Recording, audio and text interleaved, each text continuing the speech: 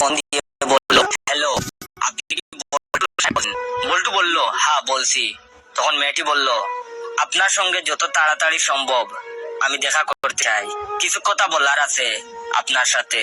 তখন বল্টু বলল, ওহ তাই নাকি, তো কি ব্যাপারে জানতে পারি? তখন মেয়েটি বলল, কারণ আমার ছেলে মেয়েদের মধ্যে একজনের পিতা হলেন আপনি।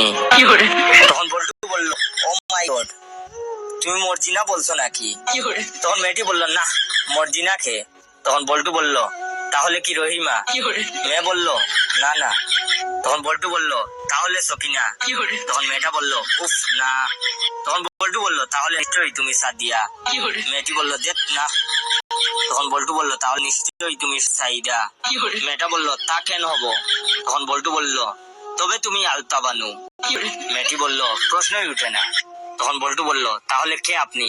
দূর, কিছুই মনে পড়তেছে না। আপনি হয়তো ভুল নম্বরে ফোন করেছেন। এই কয়েকজন ছাড়া কেউ আমার বাচ্চার মা হতে পারে না, কারণ আমার চরিত্র অতটা খারাপ না, বুঝছেন? তখন কি বলল, আপনাকে গুরুত্বপূর্ণ কথা বলার জন্য ফোন করলাম, আর এগুলোর মাঝে একটাও আমি না।